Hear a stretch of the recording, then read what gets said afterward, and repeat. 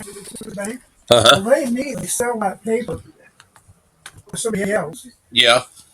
and eventually especially if it's an FHA loan or something. Yeah. Well, the federal government issues that much money, Uh-huh. and that's new money. All right. That increases the money supply. Okay. And considering the amount of our currency, Yeah. more than half of the currency that has been issued Yeah. isn't even in this country.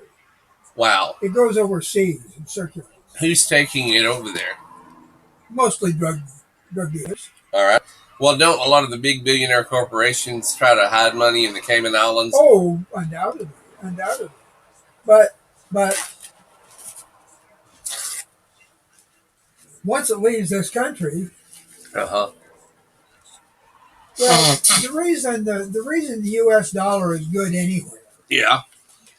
is because the U.S. government has never demonetized any currency that it issued. Uh-huh. Now, there was a lot of currency in the 1800s that was issued by local banks Yeah. that's no good anymore. Right. But if it was issued by the federal government, including if you have uh, Silver certificates or no, if you have continental currency that was uh, issued during the Revolutionary War, yeah. they will honor it.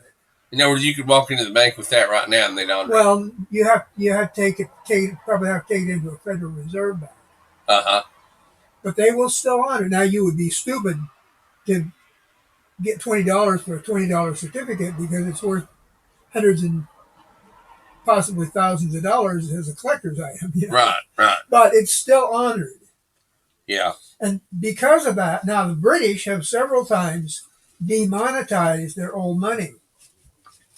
Okay. And so if you're holding down to pounds, well, they may not be any good next year. Well, let me ask you this then. Uh, what is causing the current level of inflation that's going on? I don't know. What if you were to hazard a guess, or if you were to posit a theory, what would you attribute it to? Is it the supply chain thing? Is it the stuff being stuck at the docks? Because a lot Well, of people are saying that that's what it is. That it's the problem. whatever percentage of this inflation problem is from fuel prices, Yeah. we'll say it's 25%. Right. Well, that 25% has to do with the greed of the petroleum companies. Uh huh. Because the price of fuel, of gasoline and diesel and heating oil, has almost nothing to do with the price of crude. Uh huh. It's only because before they sell a single gallon of gasoline, diesel, or heating oil, they have already taken $10,000 worth of product out of that barrel Uh huh. that goes into dyes and pharmaceuticals and plastics. No. So the cost of the raw materials is not very well, you know, not very well, you know, connection between the two is Tenuous. vague. Yeah. It's like with it's like with Yes. if you have a copy machine, you go down here to the Staples or someplace and buy a copy machine, Okay. and you get it home and it doesn't work. Yes. You take it back. Yes. You know what they do with it? What? Well, they sit it on a shelf in the back room until a rep comes around. Uh huh. Because I did this. Okay. They would give me a list, and I would check it off my thing and lay it over and hit it with a hammer. Uh huh. Because the cost of shipping it back to Uh huh. repair it is more than it costs to manufacture it. Right. You know? Well, Because doesn't this same principle apply to what I call planned obsolescence, where now you can buy a coffee maker or a toaster oven? Used to, you could get an old one repaired. Why do that now? Because when it breaks, you just go buy one cheaper now than you could ever possibly get yeah, one fixed. but Uh, Yes. People don't realize how cheap stuff is to manufacture. Uh huh.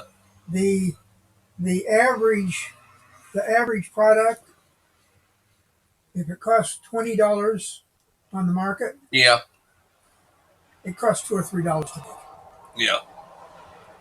Now, that doesn't include packaging and shipping and all that, but the actual cost of manufacturing it is really, really cheap.